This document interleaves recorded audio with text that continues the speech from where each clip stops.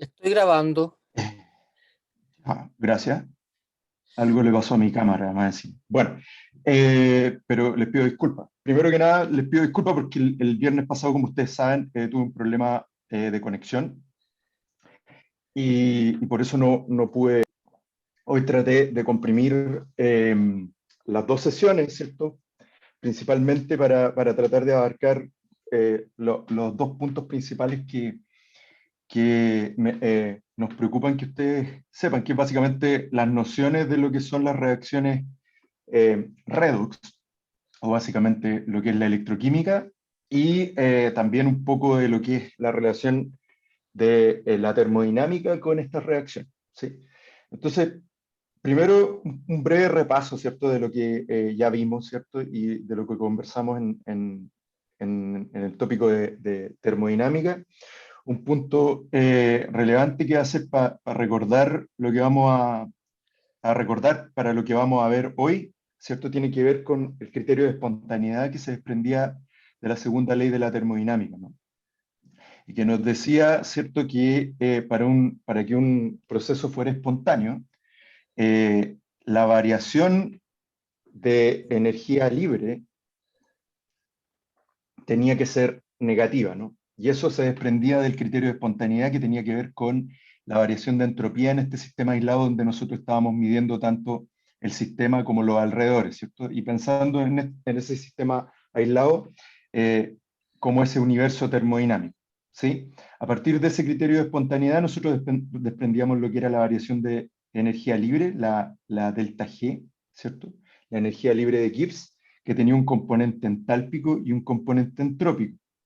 Y la ventaja que tenía de usar esta función de estado era que, a diferencia de lo que hacíamos antes, que observábamos o tratábamos de determinar algo que era prácticamente imposible, que era determinar la variación de entropía universal, esta función de estado nos permitía ahora, observando solo nuestro sistema en cuestión, y determinando solo los parámetros entálpicos y entrópicos de ese sistema, nosotros podíamos determinar la espontaneidad o no espontaneidad de ese proceso, ¿cierto? Y entonces hablábamos ahora que como criterio de espontaneidad teníamos que para un proceso que fuera espontáneo o exergónico, ¿cierto? Este delta G, esta variación de energía libre de Gibbs, tiene que ser menor que cero, tiene que ser negativa. Si esa variación era positiva, teníamos que ese proceso no es espontáneo, ¿cierto? Y que también lo podíamos llamar como endergónico, ¿no? Y decíamos que cuando esta variación de energía libre llegaba a cero, se hacía cero, ¿cierto? Estábamos en un punto de equilibrio, ¿cierto? No, y ahí, en el fondo, no le podíamos sacar trabajo, ¿cierto?, a este sistema, ¿sí? Cuando relacionamos este concepto, ¿cierto?, y este punto de equilibrio desde el punto de vista termodinámico a lo que era el equilibrio químico, llegamos que si nosotros seguíamos el curso, la coordenada de reacción, el curso de una reacción X, ¿cierto? Y graficábamos esto contra la energía libre, teníamos que, si seguíamos el curso de reacción y partíamos con los reactantes acá, por ejemplo, y seguíamos un curso que tendía a descender energía libre, esto era el curso espontáneo. Si nos íbamos para el otro lado, en el fondo llegábamos a que esta pendiente, esta variación de energía libre era positiva, ¿cierto? Pero todo esto iba a tender hacia la disminución, ¿cierto? Y aquí teníamos un punto en el cual la variación de energía libre era cero, graficándola, o sea, determinándola en función de la coordenada de reacción, ¿cierto? Y ese era el punto de equilibrio. Por eso hablábamos que la manera más fácil de imaginarse esto es como si yo soltara una bolita, ¿cierto?, en esta curva, en esta cuerda, y eventualmente todo iba a llegar, ¿cierto?, a un punto donde iba a ser cero ese diferencial, ¿sí? En ese punto, desde el punto de vista de la reacción, decíamos que ahí íbamos a observar el punto en el cual existe una mezcla estable entre lo que son los reactantes y los productos de una reacción, ¿no? Y esto lo definíamos como que básicamente desde el punto de vista macroscópico no habían cambios aparentes Y después cuando hablamos un poco del tema de la cinética, hablábamos que en realidad las velocidades de avance versus la velocidad digamos, reversa, ¿cierto? De producto, conversión de producto a reactante, se igualaban, ¿cierto? Por lo tanto, en el fondo, si cambiaba cierta cantidad de reactante hacia producto, una cantidad equivalente se convertía de producto a reactante, y por eso nosotros no veíamos cambios aparentes. ¿Sí? Lo importante es que básicamente en ese punto nosotros tenemos un delta G que es cero, o sea, básicamente trabajo nulo, y hay una mezcla estable de lo que son los productos y los reactantes. Ese punto de equilibrio nosotros lo podíamos caracterizar o lo podíamos definir por una constante, ¿no? Que era lo que llamábamos obviamente la constante de equilibrio, definida por una constante, por una letra K mayúscula, y que estaba dada por las concentraciones de los productos elevados a sus respectivos coeficientes estequiométricos, partidos por la concentración de los reactantes, elevados, perdón, a sus respectivos coeficientes estequiométricos, ¿cierto? Y su relación con el delta G, yo aquí les pedí un pseudo salto de fe, como esto estaba dado, había una relación, ¿cierto?, entre lo que era el cociente de reacción Q, que era las concentraciones en cualquier punto de la reacción que no fuera el equilibrio, ¿cierto? Elevado a sus coeficientes estequiométricos, existía esta relación entre lo que es el delta G, siendo igual al delta G medido a condiciones estándar, más la constante de los gases por la temperatura expresada como temperatura absoluta, por el logaritmo natural de Q, ¿cierto? Y como en el equilibrio este delta G era cero, y en el equilibrio Q es K, reemplazábamos, ¿cierto? Y llegábamos a esa relación, ¿cierto? Perdón. Que sabiendo en el fondo perdón, uno extra. Sabiendo en el fondo ya sea las constantes de equilibrio, la constante de equilibrio o el delta G estándar, ¿cierto? Nosotros podíamos determinar básicamente cualquiera de estos dos parámetros, ¿no? Entonces, esto lo vamos a ocupar hoy, por eso hago este breve repaso, porque va a ser importante cuando veamos lo que son las celdas y cuando ustedes después lo discutan en sus sesiones de seminario. Es importante que ustedes sean capaces de determinar, en el fondo, si son pilas en el fondo que tienden hacia la espontaneidad o en el fondo son pilas de tipo electrolítica, donde yo necesito incorporar trabajo. Entonces lo que vamos a discutir hoy tiene que ver con lo que es este tópico de electroquímica, que va a ser muy relevante para sus actividades futuras en lo que son los cursos de bioquímica y fisiología. Yo para este tópico les recomiendo, y yo pasé hartas diapos, ¿cierto?, en lo que es el libro recomendado de este curso, que es el de Raymond Chang. En mi caso, yo tengo la edición 10ª, y sugiero que lean el capítulo 19. Y además, yo, como siempre, les sugiero, para quienes estén un poquito más curiosos al respecto, este libro de Kurian, The Molecules of Life, es súper bueno en este capítulo, y particularmente el capítulo 11 se dedica a los fenómenos de la electroquímica. ¿Sí? Entonces, como les decía, la electroquímica, ustedes probablemente lo saben desde el colegio, pero solamente les recuerdo, está involucrado en diversos, prácticamente en todo ámbito de nuestra vida cotidiana, cosas tan sencillas como, por ejemplo, las baterías, ¿cierto? Que en una primera instancia, de hecho, el profesor Suárez también les mencionó un poco de lo que son algunos tipos de pilas, ¿cierto? Y de hecho, cosas tan cotidianas como el uso de nuestras baterías, independiente de la función, ¿cierto? Las pilas alcalinas o incluso las baterías de los autos, ¿cierto? Funcionan en función a reacciones redox, ¿no? Otras reacciones redox cotidianas que ustedes pueden ver, por ejemplo, el fenómeno de la corrosión, ¿cierto? A más de alguien se le ha oxidado algún artículo metálico, ¿cierto? Como en este caso esta ancla, ¿no? O qué sé yo, los procesos de galvanización, por ejemplo, o de cromado, por ejemplo, son precisamente procesos que tienen que ver con reacciones redox. Y algo más cercano a lo que ustedes van a estar involucrados en su vida profesional, ¿cierto? Cosas como, por ejemplo, los instrumentos de medición actuales de glucosa, por ejemplo, o para los que se dediquen más al campo de la investigación, por ejemplo, de los ácidos nucleicos, de las proteínas, ¿cierto? Cuando hagan electroforesis, lo que van a estar haciendo van a estar usando reacciones electroquímicas para, en el fondo, echar a andar estas técnicas.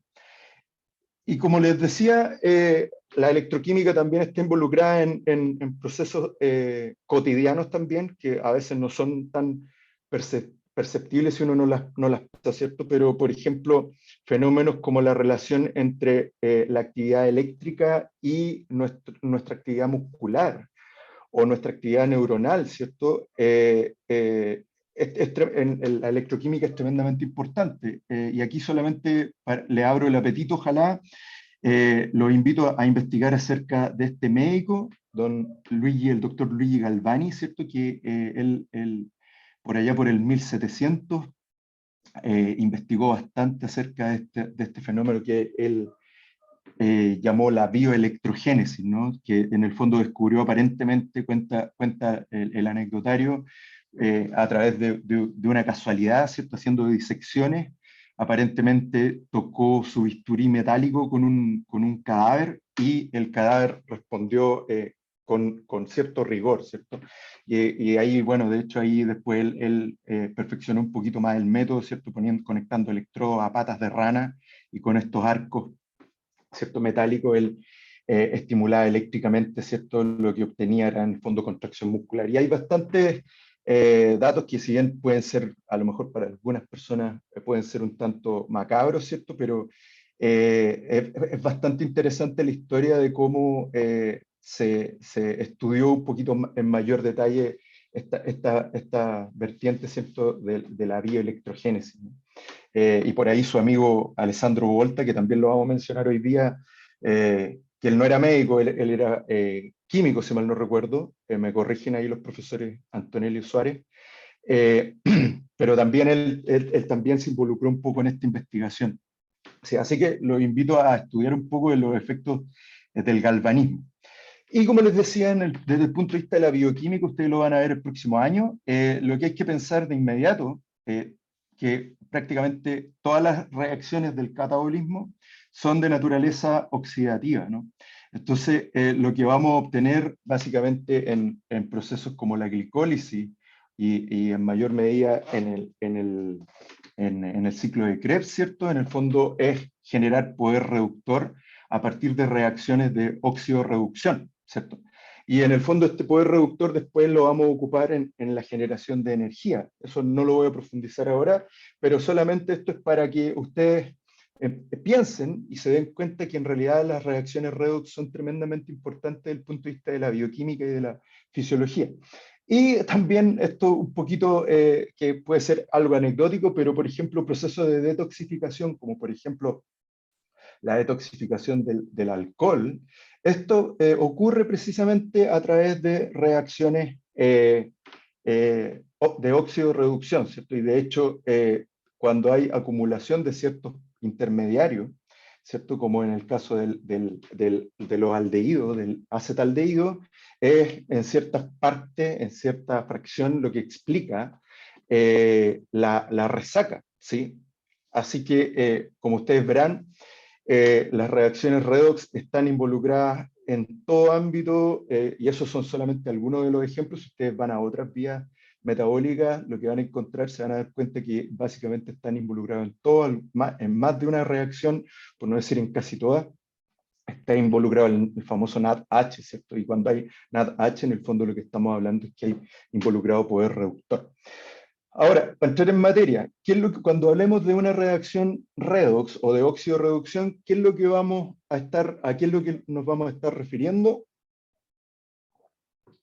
Nos vamos a estar refiriendo a reacciones que involucran transferencia de electrones, ¿cierto?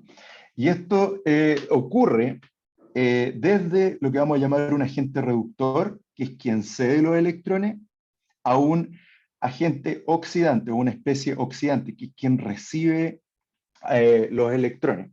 En este caso, esta especie se llama oxidante porque es quien oxida, induce la cesión de electrones en este agente reductor, ¿cierto? Cuando ocurre esta cesión de electrones, que entiéndase es como una relación indisoluble, ¿cierto? Para que ocurra una reducción, tiene que haber un oxidante, y para que haya una oxidación tiene que haber un reductor, tiene que haber alguien que cede electrones y quien los capta. Los electrones nunca van a estar volando en una solución, ni en el aire, ni en ningún medio. ¿Estamos? Por lo tanto, hay una transferencia de electrones desde un reductor, siempre tiene que haber acoplado a un oxidante. Cuando esto ocurre, en la especie reductora, lo que se obtiene es que hay un aumento de su, de su número de oxidación, perdón, y en el caso del oxidante, que es quien recibe estos electrones, hay una disminución en su número de oxidación, ¿cierto? Un ejemplo, para que entendamos qué es lo que ocurre, es un ejemplo que lamentablemente no lo podemos hacer por la pandemia, pero es algo que ojalá lo podamos hacer en el futuro. Si tú tomas, por ejemplo, una barra de zinc, que está representada por este rectángulo, ¿cierto? Gris, ¿cierto?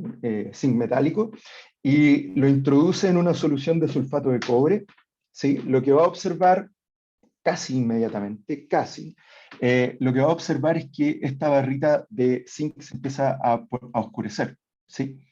Y este fenómeno es explicado mediante la oxidación del zinc, ¿cierto? Y esto ocurre ya que el zinc metálico se convierte a ion zinc más 2, ¿cierto? Y cede 2 electrones por cada mol de este zinc metálico, ¿sí?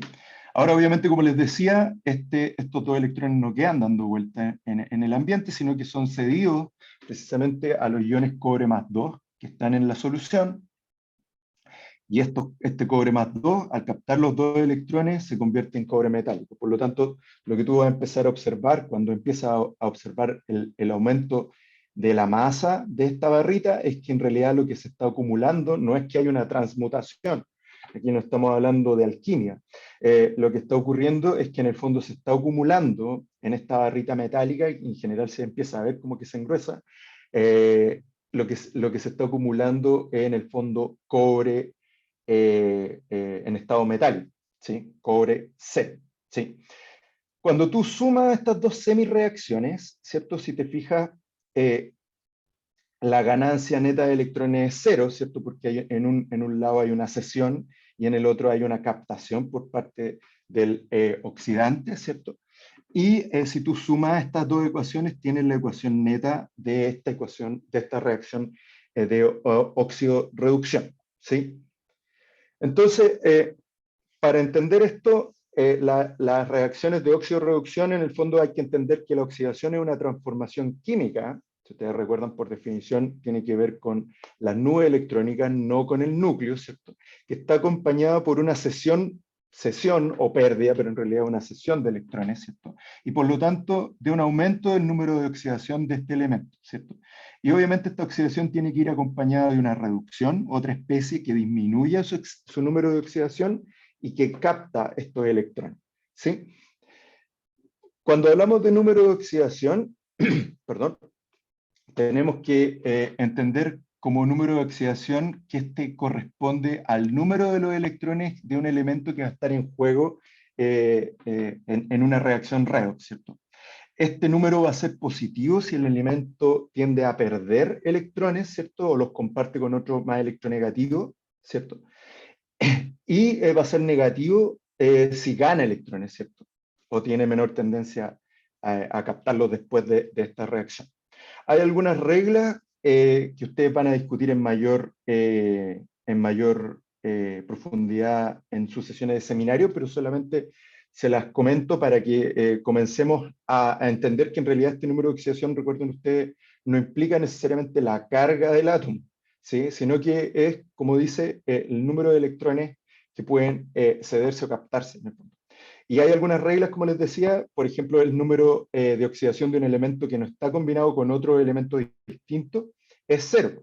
Por ejemplo, cuando los metales están en su estado metálico, valga la redundancia, por ejemplo, el sodio, el cobre, el oro, ¿cierto? Su número de oxidación en ese caso va a ser cero, ¿sí? De la misma manera, en el caso, por ejemplo, de los gases, cuando se combinan en moléculas diatómicas, por ejemplo, el cloro gaseoso, el hidrógeno gaseoso, el oxígeno, el nitrógeno gaseoso, ¿cierto? Su estado de oxidación va a ser cero, ¿sí? En el caso del hidrógeno, hay que recordar que siempre, a excepción del hidruro, el número de oxidación va a ser más 1. En los hidruros es menos 1. En el caso del oxígeno, siempre va a ser menos 2, a excepción de los peróxidos, ¿no? Donde ahí es menos 1. El número de oxidación de los metales siempre va a ser positivo, ¿cierto? Y esto cuando forman compuestos. Y en los compuestos químicos, eh, los distintos átomos, ¿cierto? Y cuando estos compuestos son neutros, la suma de los números de oxidación de los distintos átomos que constituyen estos compuestos tiene que ser cero, ¿ya? Por otra parte, los iones monoatómicos, el número de oxidación va a corresponder a la carga del ion. Por ejemplo, el ion sodio va a ser más 1, el ion calcio va a ser más 2, el aluminio va a ser más 3, etcétera, ¿cierto? Y en los iones poliatómicos, la suma de todos los números de oxidación de los átomos que constituyen estos iones tiene que ser igual a la carga del ion. Veamos algunos ejemplos. Aquí tenemos tres compuestos, ¿cierto? Tenemos el ácido sulfúrico, que ustedes ya deberían estar familiarizados con él, el dicromato de potasio y el ion fosfato, ¿cierto? En los primeros dos casos tenemos dos moléculas neutras y en el último tenemos un ion negativo con carga menos 3, ¿sí? Entonces, determinemos los números de oxidación, en este caso del azufre, del cromo y del fósforo. ¿Sí? En el primer caso dijimos que esto es un ácido, por lo tanto va a tener un número de oxidación más 1, como son dos átomos de hidrógeno por cada molécula, vamos a multiplicar por 2, o sea, tenemos más 2. En el caso del oxígeno, dijimos que teníamos menos 2, como son 4, tenemos menos 8. Por lo tanto, al hacer la sumatoria, al ser un compuesto neutro, tenemos que más 2, perdón, menos 8, necesariamente la X, el número de oxidación tiene que ser más 6. En el caso del dicromato de potasio, tenemos acá que el potasio va a ser más 1, por lo tanto aquí va a ser más 2. En este caso, el oxígeno menos 2 por 7 menos 14. Al realizar la sumatoria, ¿cierto? Me da que la X, es decir, el cromo, tiene que ser más 6. Y finalmente, cuando tú evalúas el anión fosfato, tenemos que en este caso el número de oxidación del oxígeno va a ser menos 2. Como tenemos 4 oxígenos, va a ser menos 8. Y la carga de este anión es menos 3, dijimos. Por lo tanto, X, en este caso, el número de oxidación del fósforo es más 5. ¿Sí? Esto va a ser importante porque vamos a necesitar conocer en el fondo los números de oxidación para entender también cuántos electrones se están cediendo y captando en cada especie de las reacciones redox, y eso va a ser después relevante para también determinar los números equivalentes y el peso equivalente por definición de las especies en juego. ¿Sí? Entonces veamos un ejemplo de otra reacción para entender en función de cuánto se cede, cuánto se capta. Tenemos un experimento que tiene que ver acá con la oxidación del magnesio metálico cuando reacciona con ácido clorhídrico, ¿cierto? Y ahí está balanceado estequiométricamente, ¿cierto? Esta reacción, donde tenemos que tenemos magnesio metálico, por lo tanto su número de oxidación es 0, ¿sí? Que se convierte, después de oxidarse, ¿cierto? A cloruro de magnesio, en el fondo, ¿cierto? Por lo tanto, aquí el magnesio va a estar en su estado de oxidación más 2, ¿cierto? Y en el caso del hidrógeno, si te fijas aquí un ácido, por lo tanto va a estar en más 1, y aquí pasa a 0, ¿cierto? Está como gas diatómico, ¿cierto? Cada hidrógeno está unido a otro hidrógeno, por lo tanto es 0. En este caso, entonces, tenemos los números de oxidaciones. Por lo tanto, podemos definir de inmediato cuál es la especie que se oxida y cuál es la que se reduce. Yo ya se los dije. Entonces, el hidrógeno pasa de +1 a 0, por lo tanto es quien se reduce, y el magnesio pasa de 0 a +2, por lo tanto es quien se oxida. En otro ejemplo, ¿cierto? Aquí tiene que ver con la oxidación del plomo. Si te fijas, tenemos el plomo metálico reaccionando con oxígeno, esto ocurre, y forma óxido de plomo. Podemos separar esta reacción en términos de lo que son las semirreacciones de oxidación y de reducción, y lo primero que tenemos que hacer para ello es balancear estequiométricamente esta reacción. Lo primero que tenemos que darnos cuenta es que no está correctamente balanceada en términos de su estequiometría. Ahí yo ya puse, ya puse los coeficientes estequiométricos y si te fijas ya está balanceada, ¿no? Por lo tanto, lo que vamos a tener en realidad cuando nos damos cuenta, como el plomo está en estado metálico en los reactantes, su estado de oxidación va a ser 0. Cuando se convierta a óxido de plomo va a ser +2, ¿sí? Por lo tanto, para convertir 2 moles de plomo metálico en 2 plomo, aquí me faltó el +2, disculpen, a plomo +2, ¿cierto? Lo que necesitamos son 4 electrones, ¿sí? Por lo tanto, en cada mol de plomo se ceden 2 electrones y se oxida de plomo 0 a plomo +2, ¿cierto? Y aumenta su estado de oxidación, que era como lo que habíamos dicho. En términos de la semirreacción de reducción, lo que tenemos es que partimos con oxígeno 2 en estado gaseoso, ¿cierto? O2, ¿sí? Y para llegar, en el fondo, por cada mol de oxígeno, en el fondo, lo que vamos a necesitar son 2 electrones, como es O2, necesitamos 4 para convertirlo en el fondo en oxígeno -2. ¿Sí? Por lo tanto, por cada oxígeno se ganan 2 electrones y se reduce de oxígeno 0 a oxígeno -2. Es decir, disminuye su estado de oxidación, ¿cierto? Y como recordarán, como lo vimos en el ejemplo del principio, la suma de las dos semirreacciones van a producir la reacción global, ¿cierto? Que es lo que tenemos acá, ¿sí?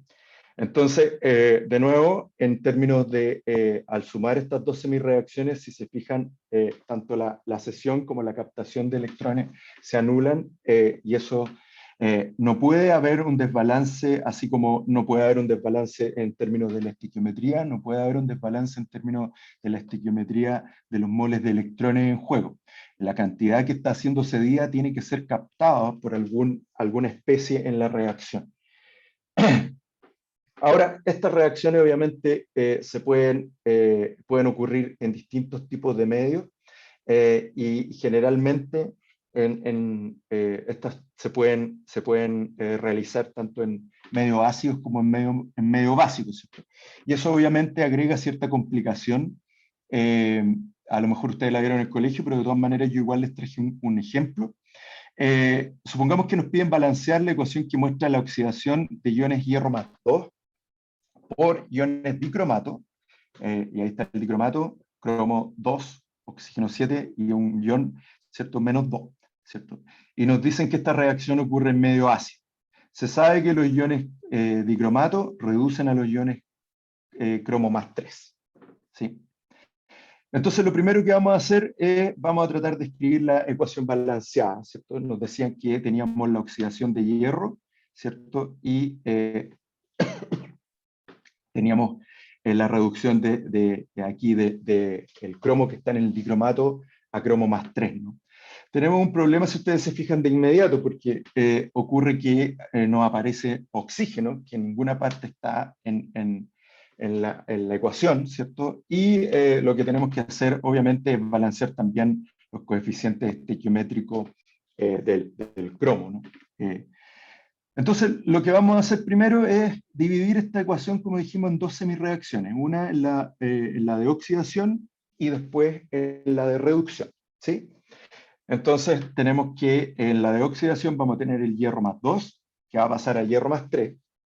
El estado de oxidación acá, como es un ion, va a ser +2 y aquí otro ion +3. Y en el caso del dicromato, cuando calculamos este menos 2, menos 14, ¿cierto? Como con carga menos 2, nos da que el cromo acá tiene un número de oxidación de más 3. Y se convierte, se reduce a cromo más 3, ¿cierto? Está en ion más 3. Entonces, balanceemos estas semirreacciones por átomos y por las cargas, ¿no? ¿Cierto? Y como estamos en medio ácido, lo que vamos a hacer es balancear con agua y con iones hidrógeno. La primera es relativamente fácil. La primera reacción, lo único que tenemos que agregar, lo que nos falta en el fondo es balancear carga. Y para eso lo que vamos a hacer es agregar electrones. ¿Dónde? En el lado, digamos, de la especie a la que se oxidó, ¿no? En el fondo, recuerden ustedes que esta es la semirreacción de oxidación, por lo tanto hay una cesión de electrones. Por lo tanto, hierro más 2 se convierte en hierro más 3, cediendo un electrón. Hasta aquí vamos bien. Y en el caso del dicromato, lo primero que vamos a hacer es balancear las masas, ¿sí? Y para eso, lo primero que nos damos cuenta es que si acá tenemos cromo 2, lo que necesitamos acá es multiplicar por 2 este cromo. Lo siguiente que tenemos es que nos faltan oxígenos, ¿no? Y dijimos que para balancear el medio ácido lo que vamos a usar va a ser agua, moléculas de agua, y moles de agua, perdón, y moles de iones de hidrógeno, H+, ¿sí? Por lo tanto, acá, a este lado, ¿cierto? En el lado de los reactantes, en esta semirreacción, tenemos que el ion dicromato tiene 7 oxígenos, por lo tanto, agregamos a este lado 7 moles de agua. Ahora, lo que nos falta es balancear, se nos produce el problema que nos falta balancear los hidrógenos, ¿no? Y para eso, en el fondo, lo que necesitamos son 14 moles de iones hidrógeno. Los sumamos, ¿cierto? Y ahora tenemos balanceadas las masas, ¿cierto? Pero lo que tenemos ahora es un desbalance de carga, ¿no? Entonces, cuando nosotros sumamos las cargas, aquí tenemos 12 cargas positivas, menos 2, o sea, tenemos más 12, y aquí tenemos más 6, ¿cierto? Si agregamos 6 electrones, si se fijan, quedamos con 6 cargas positivas y 6 cargas positivas acá, que coincidentemente coinciden, ¿cierto? Obviamente con el número de electrones que se están cediendo, que se están, perdón, sumando a el cromo de los dicromatos, ¿cierto? Para formar iones cromo más 3, ¿cierto? Entonces, el tema es que, si ustedes recuerdan, habíamos dicho que era hierro más 2, que con la cesión de un hierro, perdón, de un electrón, se oxidaba a hierro más 3, ¿cierto? Pero decíamos que necesariamente, dado que tenemos 6 electrones en juego, lo que vamos a necesitar es balancear también esta semi-reacción, ¿cierto? Para equiparar los electrones que se están cediendo. Por lo tanto, toda esta reacción se va a multiplicar por 6. De esta manera, cuando sumemos la semi-reacción de oxidación con la semi-reacción de reducción, lo que vamos a tener en el fondo es esta reacción. Por lo tanto, los electrones se cancelan, como habíamos dicho, y esta reacción de óxido-reacción quedaría de la siguiente manera, reaccionando, ¿cierto? Oxidándose 6 moles de hierro más 2, reaccionando con un mol de dicromato y produciendo 6 hierro más 3 más 2 iones cromo. Ahora, como ejercicio, y esto se lo voy a dejar en el PDF, lo que les propongo es que hagan el balance de la ecuación iónica que representa la oxidación del ion yoduro por el ion permanganato en una solución básica, produciendo yodo molecular, que es yodo 2, ¿cierto? Y óxido de manganeso 4, ¿ya? Así que eso se los dejo como tarea. Consideren eso sí, que en este caso es una solución básica, no ácida, ¿sí? Ustedes, no sé si hay dudas hasta acá, ¿alguien tiene alguna consulta? Fantástico. Ustedes hasta acá ya han visto en diversas clases, ¿cierto? Y en varias sesiones, el tema de lo que es el peso equivalente. Y ustedes, ¿cierto? Llegaron primero a una definición, ¿cierto? Que era X cantidad que reaccionaba con oxígeno, ¿cierto? También lo hablaron en términos de lo que son las reacciones ácido-base, donde en el fondo era el número de iones hidrógeno o de hidroxilo que estaban en juego en cada especie, ¿cierto? Y en el caso de las reacciones redox, vamos a llegar a otra definición que está sobresimplificada, pero que igual tiene que ver con la relación en el fondo de reacción con iones, perdón, con oxígeno, ¿no? Pero básicamente lo que hay que pensar, ¿cierto? Que obviamente, como les decía anteriormente, cuando haya una reacción redox va a haber una cesión y captación de electrones, ¿cierto? Y esta cesión y captación de electrones tiene que ser la especie que cede electrones en cuanto al número de electrones. eh, Esos electrones tienen que ser captados en el mismo número. Eso es lo que nos lleva a una relación de equivalencia, ¿cierto? Por lo tanto, en un punto de equivalencia, que es similar a lo que ustedes vieron en el punto de equivalencia en sus clases de ácido-base, ¿cierto? Los equivalentes gramos de los oxidantes tienen que ser igual a los equivalentes de las especies reductoras, ¿cierto? Y acá, en estas reacciones, lo que vamos a entender como peso equivalente es que esto es básicamente el peso molecular de la especie, ¿cierto? Dividido por el número de electrones que se ceden o que se captan, ¿sí? Dependiendo si es un oxidante o de un reductor. Por lo tanto, por ejemplo, para una reacción en la cual tenemos la oxidación del ácido sulfídrico, perdón, la reducción, ¿cierto? Siendo el oxidante acá el permanganato, ¿cierto? Vamos a tener que en el fondo el, el permanganato, el manganeso, ¿cierto? Pasó de +7 a +2 y acá el, el azufre pasó de -2 a 0, ¿cierto? Entonces, si nosotros, bueno, ahí está la especie oxidante y la especie reductora, ¿cierto? ¿Quién se oxidó, quién se redujo? Y si nosotros quisiéramos calcular los pesos equivalentes de esta especie, en realidad lo que tenemos que hacer es determinar el número de electrones que está siendo captado por el oxidante. En este caso, si ustedes se fijan, en el caso del permanganato de potasio, van a ser 5 electrones y en el caso del reductor van a ser 2 electrones por cada ácido sulfídrico, ¿no? ¿Sí? Y esto es lo que hay que tener mucho cuidado, porque en rigor lo que hay que darse cuenta es que, y aquí por eso es tan relevante balancear apropiadamente las reacciones, porque en realidad el cálculo del peso equivalente va a depender en el contexto de la reacción redox que estemos estudiando.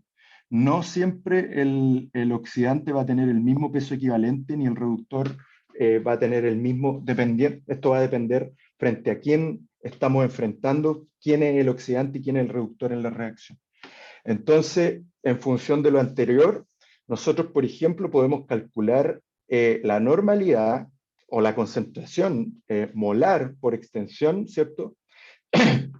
De distintas especies, ¿cierto? Podemos hacer valorizaciones y podemos determinar las concentraciones de soluciones, por ejemplo, de permanganato en función de con quién estamos haciéndolo reaccionar, ¿sí? Entonces, por ejemplo, Diego. Que en la diapositiva anterior, si la puede poner, por favor. ¿Mm? Creo que como que me confundí porque estoy esperando, ahí sale. Que no sé, el reductor, como en la ecuación sale que sufre oxidación y el oxidante Sí, pues. sufre una reducción, ¿Quién, algo así. quién- quién capta? Claro, eso es. ¿Quién capta los electrones? ¿Te fijas? ¿Quién? Esto va a ser una expresión un poquito burda, pero como me interesa que lo entiendan, ¿quién se roba los electrones y quién los pierde? No me gusta mucho el concepto pierde, a pesar que está en las diapos, porque en realidad no se pierden, se ceden. Pero ¿quién se los roba? Fíjate, ¿quién se reduce? El manganeso, ¿no? ¿Sí o no? Ah, pierde, claro, de 7 a más 7 a, o sea, de A más más 2, 5. Sí, ya. de más 7 a más 2, ¿cierto? Él se los roba, reduce su número de oxidación. ¿Y quién ¿Reduce los el pierde? oxidante? Sí, pues, el que se los roba, el oxidante induce oxidación de otro y el reductor reduce a otro. Ah, ya creo que ya entendí. Ya, Sí, sí, ya, gracias. ya. Bueno, entonces lo que hay que tener acá claro es que en este caso, este oxidante, que es quien oxida al ácido sulfídrico, capta 5 electrones para reducir, cuando reduce su número de oxidación en esta reacción. Y en este caso, cada mol de ácido sulfídrico cede 2 electrones, por lo tanto, su peso equivalente va a ser peso molecular partido por 2, y en este caso el oxidante va a ser peso molecular partido por 5. Entonces, supongamos que nos piden, según la reacción anterior, cuál es la normalidad de una solución de permanganato de potasio si 50 ml de ella oxidan completamente a 0,085 gramos de ácido sulfídrico. Ojo, estamos considerando la reacción anterior, ¿cierto? Por lo tanto ya sabemos cuántos son los equivalentes del permanganato de potasio y del ácido sulfídrico. Entonces, ahí está el encabezado, hay que recordar, ¿cierto?, qué es lo que nos están pidiendo. Ustedes ya saben lo que es la equivalencia, entonces identificamos el reductor. En este caso, el reductor dijimos que era el ácido sulfídrico y el peso equivalente era peso molecular partido por 2. Yo ahí hice ya el trabajo, eso es 34 gramos partido por 2, ¿cierto? Eran dos equivalentes de electrones, por lo tanto, el peso equivalente en esta reacción va a ser 17, ¿sí? Entonces, eso es lo que me está diciendo 17 gramos, ¿cierto? Entonces, eso es lo que me dice que hay un equivalente gramo de electrón en 17 gramos de ácido sulfídrico. Y lo que me estaban diciendo es que en realidad con 50 ml de esa solución desconocida de permanganato de potasio, perdón, yo oxidé completamente a 0,085 gramos de ácido sulfídrico. Por lo tanto, la pregunta es cuántos equivalentes gramos de permanganato están oxidando eso, ¿cierto? Y eso es lo que estoy haciendo con esa regla de 3, ¿cierto? Básicamente, si tengo 17 gramos, y eso equivale a un equivalente de ácido sulfídrico, ¿a cuántos equivalentes gramos equivalen 0,085 gramos de ácido sulfídrico? Hago ese cálculo y eso me da que en realidad cuando yo agrego 50 ml de esta solución de permanganato, lo que estoy oxidando es en realidad 0,005, perdón, equivalente gramos de ácido sulfídrico, ¿cierto? Por lo tanto, en ese punto de equivalencia lo que hay que recordar es que los equivalentes gramos del oxidante van a ser igual a los equivalentes gramos de reductor. Por lo tanto, si yo tengo 0,05 equivalente gramos de permanganato y eso están disueltos en 50 ml de solución, para yo conocer la normalidad de esa solución, recuerden la definición de normalidad, número de equivalentes por un litro de solución, entonces cuánto equivalente en realidad de permanganato hay en un litro. Está ahí, ¿no? 1000 ml, ¿cierto? Y eso en el fondo me da 0,1 equivalente gramos, ¿cierto? Por lo tanto, la solución de permanganato que estoy usando en ese caso es 0,1 normal, ¿sí? Este tipo de ejercicios son los que ustedes probablemente van a encontrar y obviamente por extensión, conociendo la normalidad y sabiendo en el fondo el peso equivalente del permanganato en esta solución, ustedes también pueden calcular, por ejemplo, pueden hacer el ejercicio de calcular la molaridad y por extensión también podrían calcular, por ejemplo, el porcentaje peso-volumen de manera muy fácil. Y si le doy la densidad, podrían calcular incluso el peso-peso, ¿cierto? Eso, ya. Ahora, hasta aquí lo que hemos conversado tiene que ver con reacciones que ocurren en todo junto, ¿no? O sea, estamos oxidando, estamos reduciendo todo junto. Y por eso partimos con este ejemplo súper simple, ¿cierto?, de la oxidación del zinc en una solución de sulfato de cobre, ¿no? Donde decíamos que en el fondo yo ponía esta barrita, ¿cierto? Y ustedes, si esperan lo suficiente, lo que van a empezar a observar es que se empieza a engrosar esta barrita, ¿cierto? Y eso, obviamente, no tiene que ver con conversión del zinc en otro elemento, en otro metal, sino que lo que tiene que ver es que hay una acumulación de cobre metálico, ¿cierto? ¿Sí? Y en este caso, ¿cierto? Lo que yo podía tener en el fondo, podía separar en el fondo estas semireacciones. Tenía una reacción de oxidación y una reacción de reducción, ¿cierto? Y si yo colocaba si yo hacía este mismo experimento, en realidad, de inmediato los electrones van a estar pasando desde el zinc metálico hasta el cobre más 2, ¿sí? Esos 2 electrones por cada mol, ¿cierto?, que están en juego, ¿sí? Y en realidad, eso lo que hay que pensar de inmediato es que como tengo una solución saturada de sulfato de cobre, en realidad no va a haber trabajo eléctrico. Yo no soy capaz de generar ningún potencial. ¿Sí? La reacción se transfieren los electrones, pero en realidad no hay variación del potencial. Pero si yo hago el truco de, en el fondo, de separar estas dos semireacciones, ¿sí? Las separo físicamente, ¿cierto? Ahí, y en el fondo podría hacer de alguna manera conectar los pedacitos de metales, ¿cierto? Con un cable. En realidad yo puedo hacer que el flujo de electrones ya no pase directamente desde el zinc a la solución, es decir, a los iones cobre más 2 disueltos, ¿cierto? Yo eventualmente podría generar trabajo, ¿cierto? Y eso es lo que se le ocurrió en parte a don Luigi Galvani y también a Alessandro Volta, ¿no? Que fueron como de ahí viene el nombre de las pilas galvánicas, celdas galvánicas, celdas voltaicas. Y básicamente eso es lo que tenemos acá. En rigor, esto es lo que ustedes tienen en la misma reacción, si se fijan, la reacción neta, ¿cierto? Donde tenemos una celda, perdón, donde tenemos la reacción de oxidación, ¿cierto? Y acá tenemos la semireacción de reducción, ¿cierto? Donde en el fondo lo que tenemos es un electrodo, ¿cierto? Que vamos a llamar el ánodo, que es donde ocurre la oxidación, y tenemos otro electrodo, ¿cierto? Que en este caso va a ser de cobre metálico, ¿cierto? Que es donde va a ocurrir la reducción, que vamos a llamar el cátodo, ¿cierto? Y estas barritas metálicas de cobre y de zinc que están embebidas respectivamente en sulfato de cobre y sulfato de zinc, como dije respectivamente, ¿cierto? Las vamos a conectar por un cablecito, ¿cierto? De esta manera, si se fijan, acá no hay cobre, acá no hay zinc, pero lo que está ocurriendo es que ya sabíamos que iba a haber un flujo de electrones desde el zinc metálico hacia el cobre más 2, ¿cierto?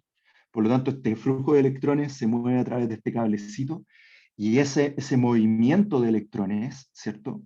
Lo que va a inducir es básicamente la generación de un potencial eléctrico, ¿sí? Ahora, bueno, una regla, un paréntesis y una regla mnemotécnica que a mí en el colegio se me hizo muy fácil para recordar. El ánodo vocal es donde ocurre la oxidación vocal y el cátodo consonante es donde ocurre la reducción. ¿Sí? Consonante. O sea, vocal con vocal, consonante con consonante. ¿Sí? Como les decía, el flujo de electrones va a ocurrir desde esta barrita de zinc hacia el lado del cobre más 2, ¿cierto? Y si ustedes se fijan y si ustedes piensan, yo empiezo a avanzar en un tiempo indefinido, aquí nos vamos a olvidar un momento de la cinética, vamos a hablar solamente del punto de vista de la termodinámica, ¿cierto? Si se fijan y ustedes lo piensan, claro, va a ocurrir un flujo de electrones y lo que ustedes deberían esperar es que eventualmente, claro, lo que va a empezar a pasar es que estos cobre más 2 van a empezar a captar estos electrones y se van a empezar a pegar, ¿cierto? Por eso se ve un poquito más oscuro, ¿se fijan? se va a empezar a acumular en este electrodo, y este electrodo, el de zinc, se va a empezar a consumir, ¿sí? Se va a empezar a formar, se va a empezar a corroer, por decirlo así, ¿sí? Y este zinc obviamente se va a convertir en zinc más 2 y se va a empezar a liberar a la solución. El tema es que ustedes ya probablemente se dieron cuenta, es que a medida que yo empiece a avanzar en la reacción, va a existir una acumulación en este lado de iones sulfato, y en este lado va a haber una acumulación de iones zinc más 2, ¿sí? Entonces voy a tener una sobreacumulación, entre comillas, de iones positivos, y aquí de iones negativos. Por lo tanto, si yo tengo una acumulación de iones negativos, eventualmente este flujo de electrones, obviamente por repulsión, se tendería a detener. ¿Cómo solucionamos eso? Bueno, a esta gente brillante se le ocurrió poner un puente salino. El puente salino está constituido por en general, ahora en tiempos modernos, ¿cierto?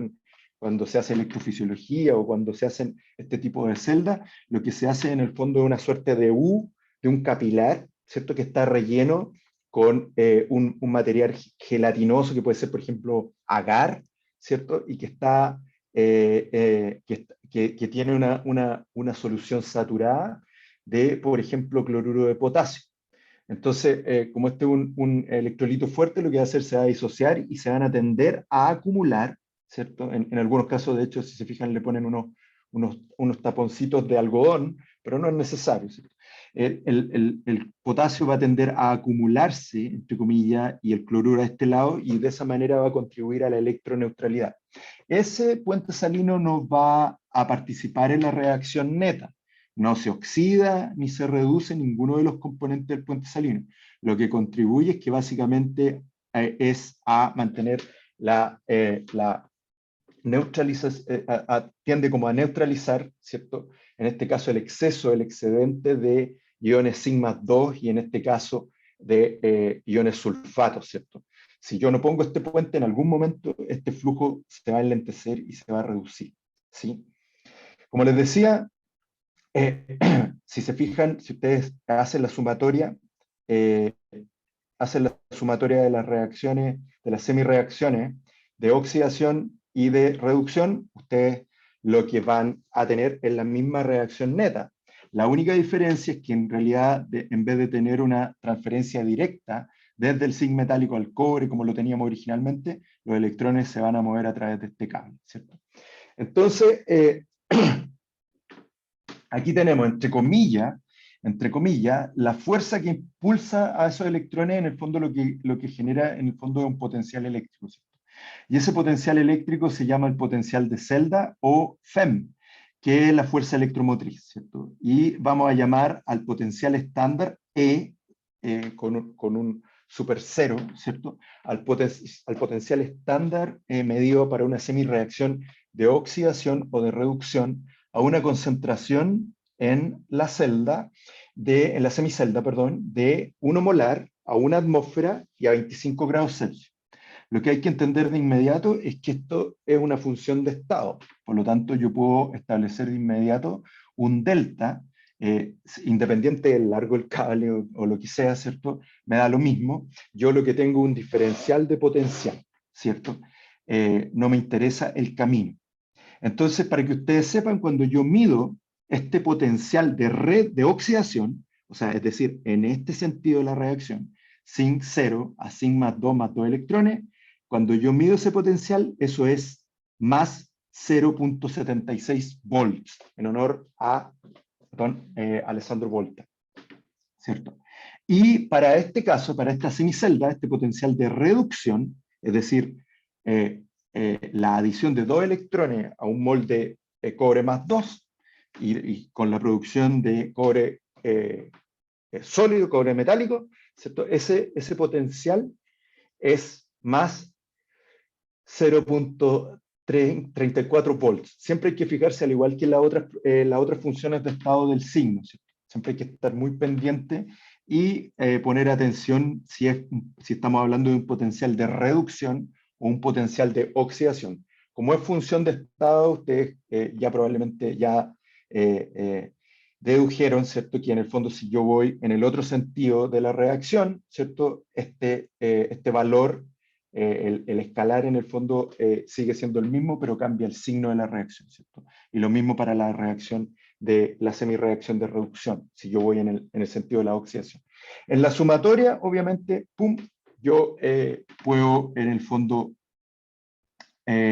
sumo, y de la misma manera yo puedo, lo que puedo hacer en el fondo es determinar la variación del potencial de esta reacción, ¿cierto? Y como en este caso estoy sumando potenciales de oxidación más reducción, lo que yo obtengo en el fondo a través de la suma de estos dos potenciales es la variación del potencial estándar de toda la reacción, que en este caso es 1,1 volts, ¿sí? Y si tú te fijas, bueno, esto es una foto que me robé del Chang, pero esto lo hemos hecho en el laboratorio en años anteriores con el profesor Antonelli, y midiendo con un voltímetro, ¿cierto? Si tú, por ejemplo, haces este experimento, que es como básicamente lo que les estaba planteando en la ilustración anterior, ¿cierto? Donde tienes la plaquita de zinc, la plaquita de cobre, en una solución saturante de sulfato de cobre, con sulfato de zinc, ¿cierto? Conectado con el puente salino. Si te fijas, mide acá el potencial que ocurre a través del paso, digamos, del cable que está conectando estas dos semiceldas, y si te fijas, ahí está. Es 1,1 volts, ¿cierto? Fernanda. Sí, hola, profe. Es que, ¿puedes devolver a la anterior, por favor? Ya, en esa, eh, parece que me confundí al verla. Ya, que si es Claro. que... Aquí no, hay pensé que había distintas una al revés. maneras. Sí. Pensé que, ¿Cómo? no, perdón, es que pensé que había una de esas que estaba al revés, pero la vi, no la alcancé a ver bien, parece. Y pensé que había que Ya. cambiar el signo, nada que ver. Perdón. Ya, no hay problema. Dame un segundo, estoy recargando agua. Ya. Entonces, bueno, pero lo importante acá, Fran, Yo también tengo una duda. no veo quién. No veo quién. Ya, pero Ya, no veo quién, Francisco. pero dime. Sí, Ya, dale, Francisco. en la siguiente diapo, por favor. Dame un segundo.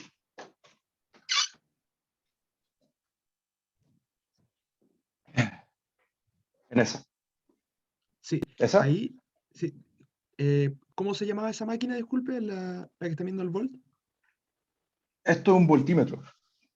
Si el voltímetro nunca se conectase a la solución, ¿no ocurriría una reacción de óxido-reducción? Claro, no hay continuidad, po. Pero o sea, la idea es que tú, o sea, eventualmente igual, lo único que están midiendo es el diferencial, pero están conectadas a través del puente salino. Entonces igual ocurre. Ah, ya, igual ocurre a través del puente salino. Ajá. Ok. Sí, porque está la reacción. Hay un driving force.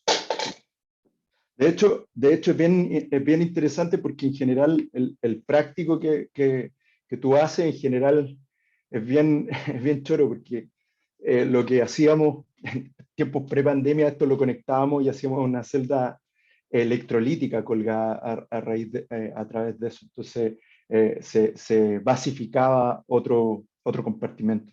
Sí, pero tienes que conectarlo igual. Eso. Ya. Entonces, obviamente esto no solamente va a depender de la naturaleza de los electrodos, sino que también va a depender de la concentración de los iones y también va a depender de la temperatura, ¿cierto? Como toda reacción química, obviamente también va a haber un efecto de la energía cinética. Sí, Gustavo. Hola, profe. Sorry que se le pregunte que algo que ya explico, pero no me quedó claro la función del puente salino. Lo que entendí era eh, como que Sí, mira, aceleraba el traspaso de electrones. ¿Esa es como la función no, no, principal? no, no. Lo que va a ocurrir, mira, de hecho aquí está, en este mono, de nuevo lo indica. A medida que avance la reacción, ¿cierto? El zinc se va a empezar a convertir, este zinc cero. Teníamos una solución, ¿cierto? Que en el fondo tú para tener un ion tienes que tener un contra ion, ¿cierto? O sea, teníamos, si yo disuelvo, en teoría, 1 molar de este tipo voy a tener iones sulfato por un lado, y aquí voy a tener zinc más 2, ¿cierto? Y aquí lo mismo.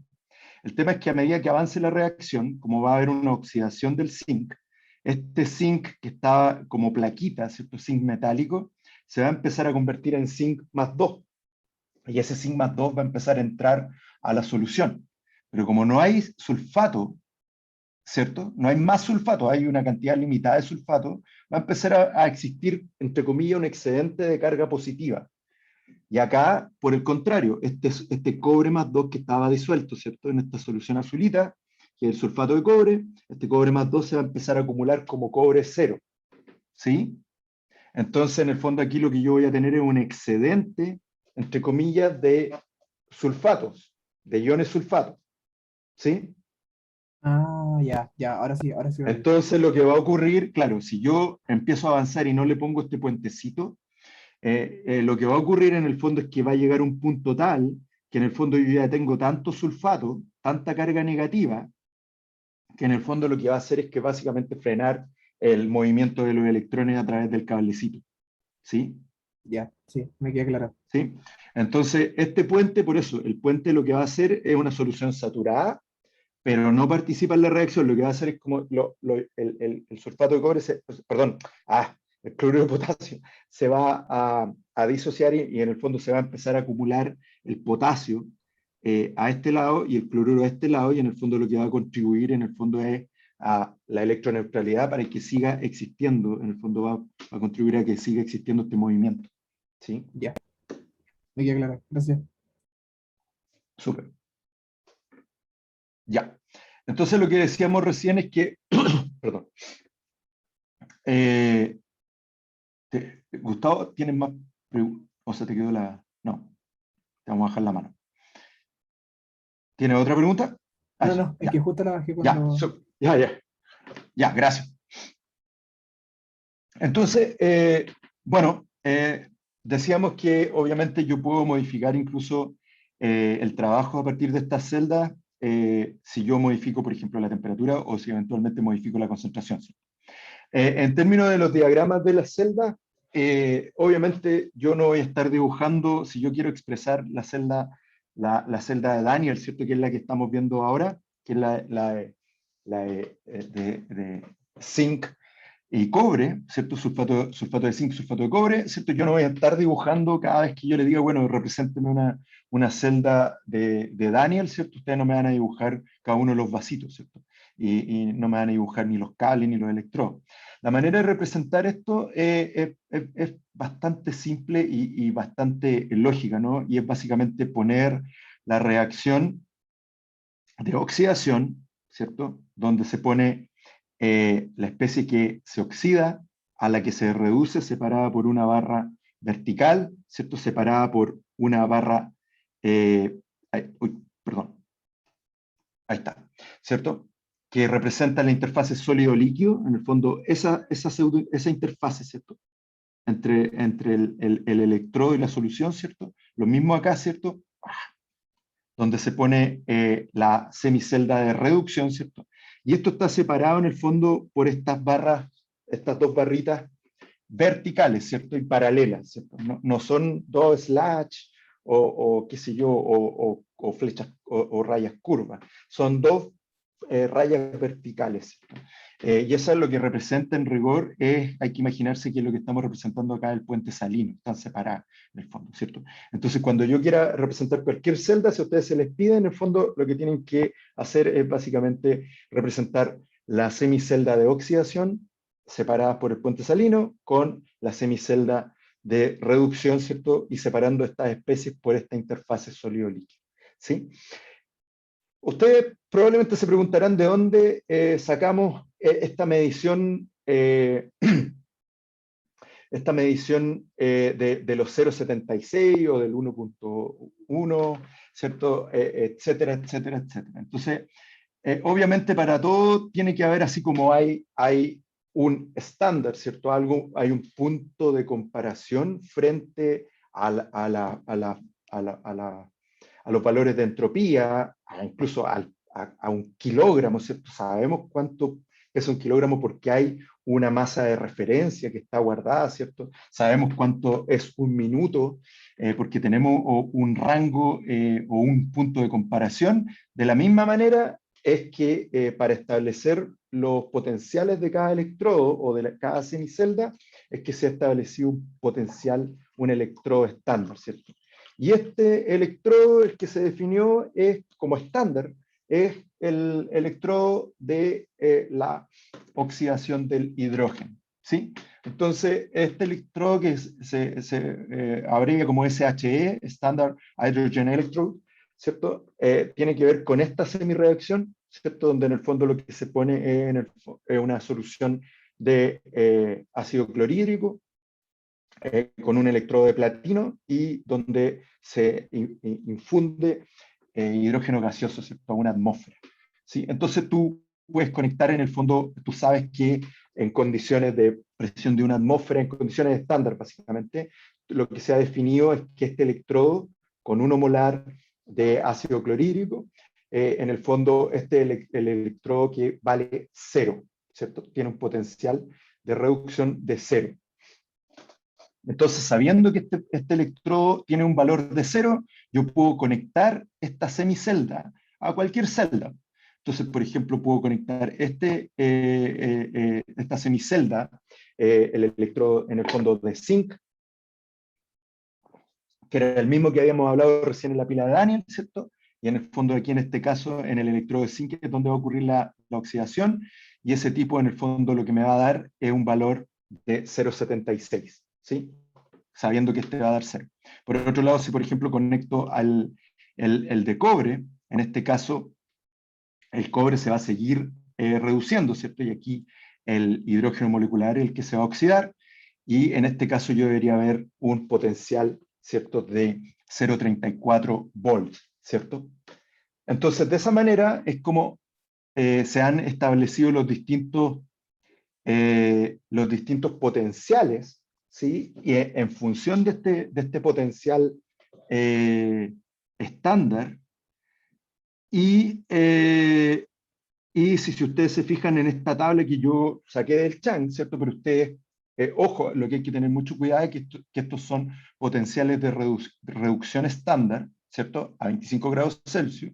Ustedes en la guía de ejercicios tienen, si mal no recuerdo, potenciales de reducción, así que lo más probable es que van a ser los valores con signo opuesto, pero si se fijan acá yo tengo el potencial, el electrodo de referencia, el electrodo de hidrógeno estándar, ¿cierto? Que tiene un valor de 0, y si se fijan, yo tengo ordenado acá de mayor a menor hacia abajo, ¿cierto? Siendo mientras mayor, mientras más positivo, es porque ese tipo tiende más a reducirse, por lo tanto, tiende más a oxidar a otras especies, ¿cierto? Entonces, esta tablita, en el fondo, nos permite entender, ¿cierto?, cómo van a ocurrir ciertas reacciones redox, dependiendo entre qué electrodo, entre qué semireacciones yo esté enfrentando. Y como les decía, el potencial es, mientras más positivo, va a tender más a reducirse, por lo tanto estos son los que van a tender más a captar los electrones, ¿cierto? En este sentido de la reacción, y obviamente van a ser los que van a tender menos a oxidarse, ¿sí?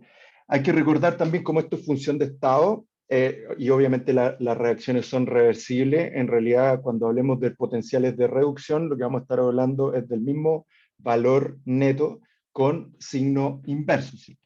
Y aquí lo que yo sugiero para saber quién oxida y quién reduce a quién en función a sus potenciales de reducción es usar lo que se llama, o lo que se le ha mencionado de manera muy vernácula, ¿cierto?, a lo que es la regla de la diagonal, ¿cierto?, que básicamente cualquier especie que esté a la izquierda en una semireacción va a reaccionar de manera espontánea. Cuando digo espontánea me refiero precisamente desde el punto de vista termodinámico, ¿cierto?, a una que esté abajo y a la derecha. Entonces, por ejemplo, para la pila de Daniel, si yo ordeno los potenciales de reducción, esto basándome en los potenciales estándar de reducción, y yo pongo el más, ordenando, si se fijan, los potenciales en el sentido de la reducción, yo ordeno el más positivo arriba y el de menor valor abajo, en el fondo hago esta diagonal, entonces lo que entiendo es que básicamente el cobre tiende a oxidar en el fondo a el zinc, ¿cierto? Y eso es lo que ocurre, ¿recuerdan? En el fondo, esta reacción no ocurre en el sentido, cuando yo junto estas dos semiceldas, esa reacción no ocurre en el sentido de la reducción de zinc, sino que al revés, ocurre en el sentido de la oxidación del zinc, ¿cierto? Por lo tanto, y eso es lo que hace que al final, cuando yo junte estas dos semiceldas, lo que voy a tener en realidad es la sumatoria del potencial de reducción más el potencial de oxidación de esta reacción en el sentido de la oxidación, o sea, más 0,76, y eso me da ese potencial de celda, ¿cierto?, de 1.1 volt, ¿cierto? Lo que hay que recordar también es que este potencial no cambia en función del volumen ni del tamaño del electrodo. Es una propiedad intensiva, ¿cierto? Es independiente de la masa y siempre recordar que es una función de estado. ¿Sí? O sea, aquí está, ¿cierto? Básicamente invertir el sentido de la semireacción hacia el sentido de la oxidación, solo cambia el signo, ¿cierto? Y no su magnitud.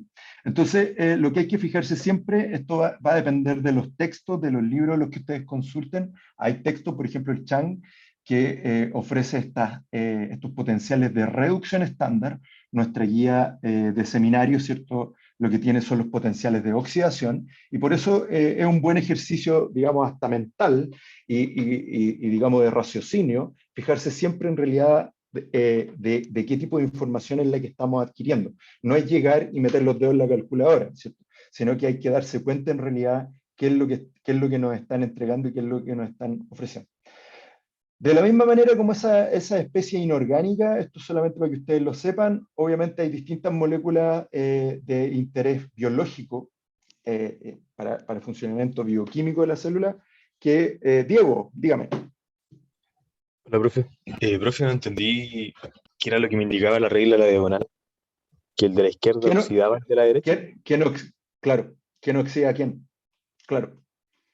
Como Ah, este ya, tipo va a ser, mira, si te fijas, la idea es acá que esta reacción tiende a ser mucho más positiva, ¿cierto? Ya vamos a ver en minutos, en instantes, por qué. Pero, o sea, qué es lo que implica eso?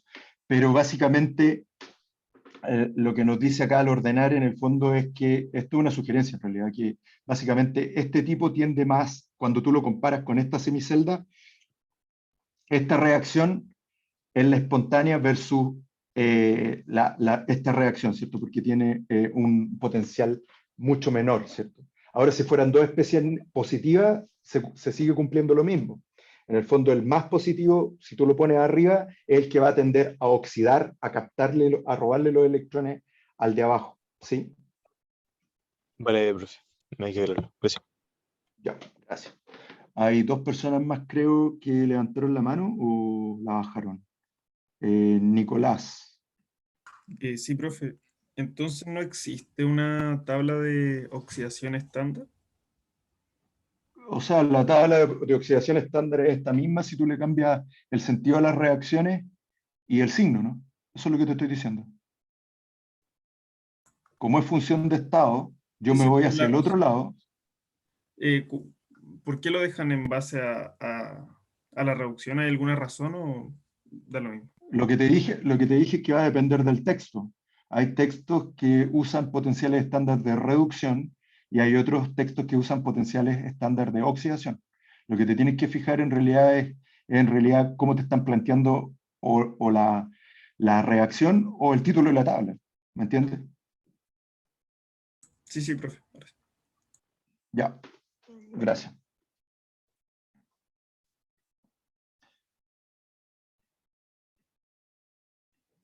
Ya, entonces lo que les decía era que, déjenme cerrar acá, ya.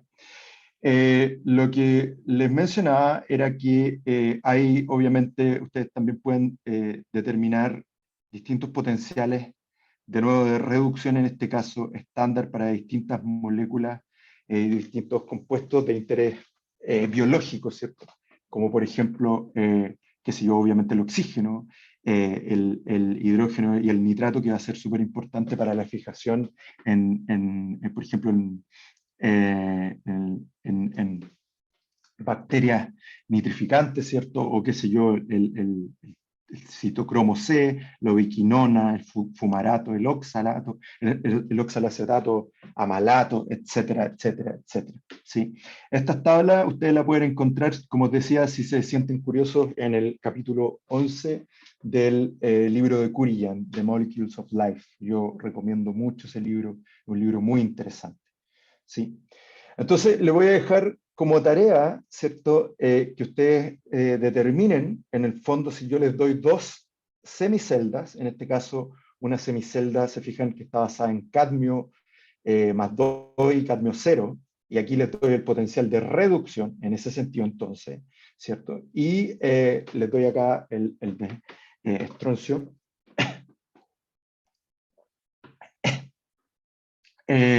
Ustedes me pueden decir qué pila, en el fondo, qué batería podemos generar, ¿cierto? A partir de estas semi-reacciones. Entonces, lo que tienen que hacer, desde ya les soplo, es calcular usando, ojalá, la regla de la diagonal, si les acomoda, ¿cierto? Determinar quién tiende a oxidar a quién. Como les decía, hoy día también la idea es relacionar la termodinámica, ¿cierto?, a las reacciones redox, ¿cierto? Y básicamente, como hablábamos recién, si yo pongo pensando en la pila de Daniel, ¿cierto? Yo ponía la barrita de zinc en la solución de sulfato de cobre, yo lo que tengo en el fondo es una transferencia directa, ¿cierto?, del zinc hacia el cobre más 2, ¿cierto? Y no había trabajo involucrado. Y cuando yo separaba esto, en el fondo hacía que estos electrones fluyeran, se movieran, ¿cierto?, a través de ese cable, y de esa manera podía generar trabajo. Y cuando yo estoy hablando de trabajo, voy a referirme básicamente a trabajo eléctrico, ¿cierto? Y esto un breve recordatorio de lo que ustedes probablemente han visto o vieron en sus cursos de física en el colegio, ¿cierto? Lo que hay que acordarse es que si nos vamos, digamos, al punto de vista de la física, en el fondo una fuerza va a estar dada por la carga en función del campo eléctrico, ¿cierto? De la caída, en el fondo, del potencial, ¿cierto? Y en el fondo, si ustedes recuerdan el trabajo, hablábamos que esto era menos fuerza por desplazamiento, ¿cierto? Cuando un sistema ejerce trabajo hacia el exterior, ¿cierto? Y eso, al reemplazar, en el fondo, lo que voy a tener es que esto va a ser la carga por el campo eléctrico por una variación en realidad de cuál es la distancia que yo estoy moviendo esto, ¿cierto? Entonces, desde el punto de vista del trabajo eléctrico, desde ya, para que lo recuerden, el trabajo eléctrico, la energía eléctrica en el fondo, perdón, lo vamos a medir como Coulomb por volt. Y eso va a dar joules, que es lo mismo que hemos visto siempre, ¿cierto? Y ustedes pueden hacer la interconversión, generalmente, como hablábamos, en mucho de las aplicaciones más asociadas a la medicina. No se usa tanto el joule como se usa, por ejemplo, en el ámbito de la bioquímica, pero ustedes pueden hacer fácilmente la interconversión entre lo que es joule a caloría. Pero en el sistema MKS la energía, recuerden que se mide en joules, ¿sí? Siendo el joules un coulomb por un volt, ¿cierto? Ahora, obviamente la carga total va a estar determinada por el número de electrones que se van a estar moviendo en la celda, ¿cierto? Entonces, la carga total, ¿qué es lo que tenemos acá? Va a ser el número de electrones por la carga de un electrón. Y eso lo sabíamos, ¿cierto? Pero obviamente eso ustedes lo vieron en física, y me parece que lo vimos incluso al inicio de este curso. Obviamente va a ser mucho más cómodo, como hemos trabajado siempre, ¿cierto?, expresar esto en función de moles, ¿cierto? Y eso es lo que nos representa la constante de Faraday, ¿cierto? Que en el fondo es la carga que tiene un mol de electrones, ¿cierto? Entonces, ¿cómo se determina eso? Sabiendo que en el fondo un mol de electrones van a ser 6,022 por 10 a la 23 electrones, ¿cierto?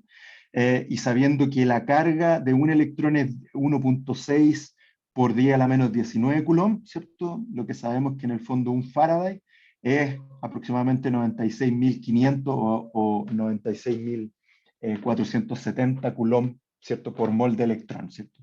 Y entonces ahora podemos expresar la carga total, ¿cierto? Como un número de moles por la constante de Faraday, ¿cierto? Y eso nos va a dar de inmediato la carga total, donde N va a ser el número de moles de electrones transferidos en una reacción, y F siempre va a ser esta famosa constante de Faraday.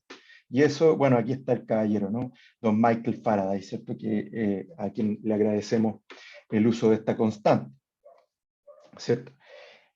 Aquí les voy a pedir, por favor, la máxima atención, porque aquí viene un poquito un salto un tanto cuántico. ¿Se acuerdan que habíamos hablado en el fondo que cuando hablábamos de energía libre de Gibbs era básicamente el trabajo máximo que le podemos, el trabajo útil que le podemos sacar a un sistema, ¿cierto? Y cuando hablábamos, por ejemplo, de un trabajo, de un delta G negativo, lo que estábamos diciendo era que en el fondo esta reacción espontánea, ¿cierto?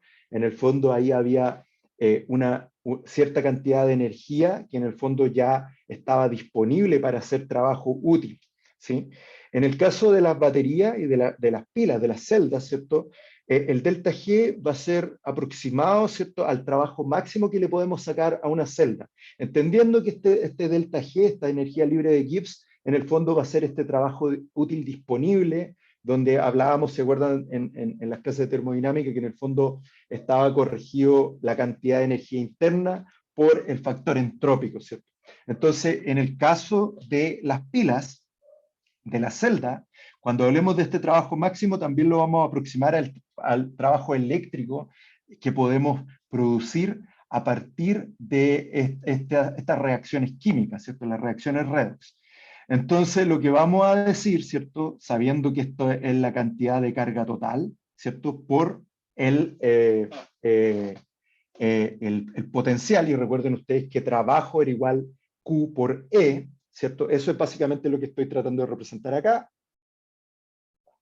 La variación de energía libre para una reacción redox, para una celda, ¿cierto? Va a ser igual a menos NF por el potencial de celda, ¿cierto? Siendo N el número de electrones que están en juego, F la constante de Faraday, entonces N por F va a ser la cantidad, la carga total, ¿cierto? Y E va a ser el potencial que ya habíamos hablado que puede ser medido. Entonces, en condiciones estándar,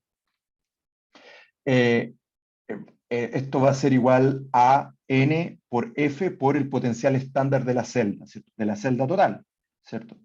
Y si recordamos entonces que, por eso partí la clase haciendo ese breve repaso, ¿cierto? Si recordamos que el delta G estándar va a ser igual a menos RT por el logaritmo natural de la constante de equilibrio, entonces podemos hacer la igualdad, ¿cierto? Y de esta manera podemos definir que en el fondo el potencial de celda estándar va a ser igual a RT partido por la carga total, o sea, N por la constante de Faraday, por el logaritmo natural de la constante K, ¿cierto? Entonces, ahí solamente hay algunos valores que ustedes, para que recuerden, ¿cierto? La temperatura 25 grados va a ser 298, la constante de los gases, en este caso expresada en Joule, ¿cierto? Porque estamos hablando de Joule-Volt, ¿cierto? Coulomb, en el fondo, va a ser 8.314 Joule partido por Kelvin-Mol, ¿cierto? Partido por N, el número de electrones en juego, por la constante de Faraday, o sea, 96.500 Joule partido por Volt-Mol, ¿cierto? Eso, bueno, ustedes lo pueden corregir, si esto resuelven estos valores, le va a dar de inmediato que va a ser 0,0257, pero esto no tienen por qué aprenderlo de memoria, y si lo quieren corregir, pasar de logaritmo natural a logaritmo decimal, ustedes lo único que hacen es básicamente esto por 2,93, ¿cierto? Perdón, 2.3, ¿cierto? Y van a obtener esto. Pero básicamente esta relación lo que nos permite es relacionar el potencial estándar de una celda, de la celda completa, con su constante de equilibrio, ¿cierto? Y de esta manera, en el fondo, lo que nosotros podemos entender es que hay una relación entre los valores de delta G, obviamente la constante de equilibrio, y el potencial. Entonces, cuando el potencial de celda tiende a ser positivo, lo que sabemos de inmediato, dado que el delta G estándar es igual a menos NFE estándar, ¿cierto? Si el potencial de celda es positivo, vamos a estar en presencia de un delta G estándar negativo, ¿cierto? ¿Sí? Y lo mismo podemos ir jugando con la constante de equilibrio, y de esa manera eventualmente lo que podemos llegar es que podemos relacionar esto con la constante, o sea, perdón, con el cociente de reacción también, ¿no? Ahora, a partir de una semicelda, ¿cierto? O de las siguientes semireacciones, ¿cierto? Que pues, estos son reacciones que ocurren, que se emplean en el metabolismo intermediario, ¿cierto? Qué sé yo, la reducción de fumarato a succinato y de FAD a FADH2, ¿cierto? Ustedes me pueden decir en condiciones estándar, usando estos potenciales de reducción estándar, ustedes me pueden decir cuál es la reacción que en condiciones estándar va a estar favorecida termodinámicamente. Ustedes podrían, básicamente calculando quién o determinando quién calcula a quién, podrían calcular en qué sentido la reacción tiende a ser espontánea. Ahora, recién decíamos que la concentración también afecta a, obviamente, a la concentración en la semicelda, ¿cierto? De las soluciones de la semicelda también afecta, en el fondo, el potencial, ¿cierto? Y esto es algo que estudió don Walter Hermann Nernst, ¿cierto? A quien le debemos la siguiente ecuación, y además, entre otras cosas, este caballero tengo entendido que inventó el piano eléctrico, es como el antecesor del órgano. Así que es alguien que era muy activo y tenía otros intereses, sobre todo, bueno, lo pueden buscar a quienes les gusta la música, ¿cierto? Pero bueno, como les decía, hay un efecto de la concentración. Si yo varío la concentración, me alejo del 1 molar, perdón, que se establecía en la condición estándar, ¿cierto? Yo puedo hacer una relación entre lo que es el delta G y el delta G, o sea, perdón, y el cociente de reacción, como les decía. Y aquí lo que les pido es que recordemos que el delta G va a ser igual al delta G 0 más RT logaritmo natural del cociente de reacción, ¿no? Entonces, si recordamos que el delta G lo podemos definir de esta manera y el delta G de esta manera, podemos reemplazar. Entonces, de esa manera, haciendo la división, ¿cierto?, de toda la ecuación por menos NF, lo que obtenemos es que en el fondo el potencial a cualquier concentración de los constituyentes de la celda va a ser igual al potencial estándar de la celda menos RT partido por N, constante de Faraday, logaritmo natural de Q, siendo Q el cociente de reacción. Y eso es lo que conocemos actualmente como la ecuación de Nernst. Entonces, a partir de esta ecuación de Nernst, yo puedo calcular el potencial como función de las concentraciones de los reactantes y los productos, ¿cierto? Entonces, usando, por ejemplo, la celda de Daniel como ejemplo, y sabiendo que esa era la reacción, nosotros eventualmente podemos calcular el potencial jugando con las concentraciones de zinc y de cobre más 2. Recuerden ustedes que los sólidos tienen actividad 1, por lo tanto no participan del equilibrio. Por eso solamente nos concentramos en, valga la redundancia, en las concentraciones de zinc más 2 y de cobre más 2, ¿cierto? Y aquí está corregido, ¿cierto? Ya resuelto, ¿cierto?, la división de la constante de los gases por la constante de Faraday, ¿cierto? Y sabiendo que tenemos dos electrones en juego.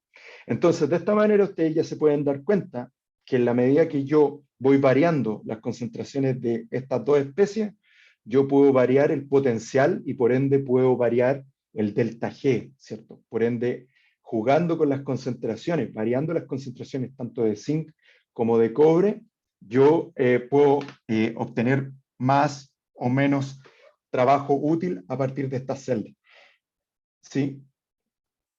Entonces aquí les voy a dejar otro ejercicio a partir de la celda que les pregunté anteriormente.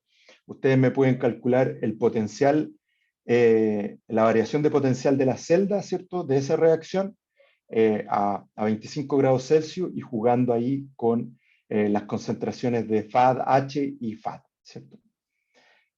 Finalmente, quería conversarle un poquito, muy rápidamente, para no abusar de su paciencia y de su tiempo, muy rápidamente de lo que son las celdas de concentración.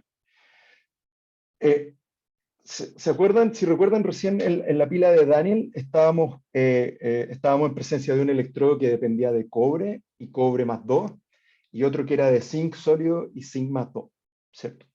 Pero algo que podemos hacer es que nosotros, aprovechándonos de la variación del potencial en función de las concentraciones, nosotros eventualmente podemos generar un diferencial de potencial si jugamos con las concentraciones de electrodos de la misma naturaleza, ¿sí? Y esto de nuevo está basado, ¿cierto?, en lo que nos expresa la ecuación de Nernst, ¿cierto? Entonces, por ejemplo, si yo armo un electrodo basado en zinc sólido, a zinc más 2, inmerso en el fondo en sulfato de zinc, ¿cierto?, que tiene una concentración de 0,1 molar, y por otro lado esto lo conecto, ¿cierto?, a una semicelda de zinc más 2, y que va a zinc, ¿cierto?, pero que está mucho más concentrada, en rigor, al final lo que va a ocurrir es que el potencial de esta pila, ¿cierto?, efectivamente se puede sacar trabajo útil a partir de ello, ¿cierto? Y en el fondo, esto va a depender de la concentración del zinc más 2 diluido, partido por el zinc más 2, la celda del zinc más 2 concentrado, ¿cierto? Entonces, al final lo que voy a tener es que ese potencial, ¿cierto? Como yo voy a tener la sumatoria de esta celda de oxidación más esta celda de reducción, el potencial va a ser 0, y esto va a estar dado en el fondo solamente por las concentraciones de, como les decía, del ion zinc más 2, ¿cierto? O sea, del sulfato de zinc a cada uno de los lados. Si se fijan, puedo sacar, me va a dar un potencial de celda positivo y por ende voy a sacar trabajo, me va a dar un delta G negativo, ¿cierto?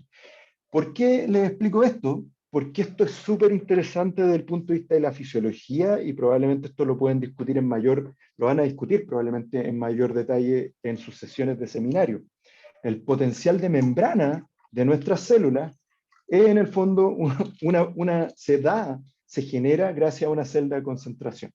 Y esto se da gracias a que en el fondo hemos evolucionado al punto tal de que las concentraciones de diversos iones en el espacio intra y extracelular es diferencial, no es igual para todos los iones, ¿cierto? Y aquí en este monito solamente les represento lo que las concentraciones de fluido intracelular versus el espacio extracelular, aquí el fluido intersticial y el plasma, ¿cierto? Donde si ustedes se fijan, solamente les adelanto para que ustedes sepan, el potencial de membrana en nuestras células se mantiene principalmente gracias a el gradiente de potasio, ¿cierto? Y de hecho les traje un monito para avanzar rápidamente, ¿cierto? Estos experimentos son una adaptación de algo de los experimentos clásicos, ¿cierto? De Goldman y Hodgkin, ¿cierto? Donde en el fondo con las concentraciones de potasio, lo que ellos se dieron cuenta es que básicamente empieza a variar el potencial de membrana. Y todo esto está, como les digo, dado en parte, ¿cierto? Esto es mucho más complejo, más complicado porque tiene que ver también con permeabilidades, pero esto tiene que ver precisamente con el establecimiento de una celda de concentración a través de la membrana de la plasmática, ¿cierto? Así que esto ustedes lo van a ver en mayor detalle en fisiología, pero desde ya el mayor mensaje que les puedo dejar es que las reacciones redox tienen que ver con todo lo que es la biología, con la mantención del potencial de membrana, con el establecimiento por ende de potenciales de acción, y tanto no solamente de la respuesta neuronal, sino muscular, etcétera, etcétera, ¿cierto? Así que eso, no lo aburro más, no sé si hay alguna pregunta, profesor Antonelli, profesor Suárez, y disculpen por los 7 minutos que les robé. No, me parece súper interesante, sobre todo la relación que haces al final con la fisiología celular. Realmente nuestras células son celdas de concentración, son pilitas bastante buenas. Una célula de 50 micrómetros de diámetro puede presentar un potencial eléctrico de menos 80 milivoltios, una Exacto. célula diminuta, medible, y no se olviden que las pilas que nos rodean en la vida diaria dan 1,5 volts, y es una cosa macroscópica de varios centímetros. Y nuestras celulitas Exacto. pueden generar por sí solas esas diferencias gracias a que son celdas de concentración. Gracias, muy Exacto. interesante. Ah, y Alessandro Volta era físico y tuvo la cátedra de física experimental en la Universidad de Padua por 40 años. De Padua, ¿no? Eso.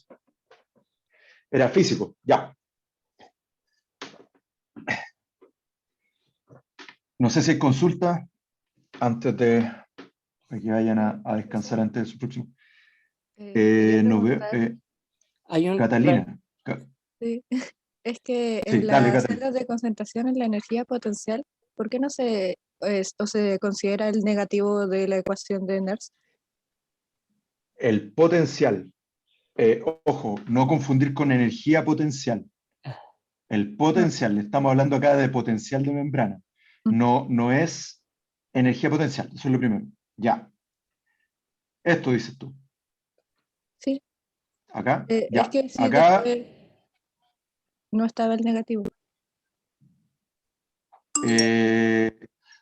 porque acá está, lo que pasa es que está resuelto. Cuando tú resuelves esto, este valor va a ser negativo. Entonces, negativo por positivo, o sea, negativo por negativo, te va a dar positivo.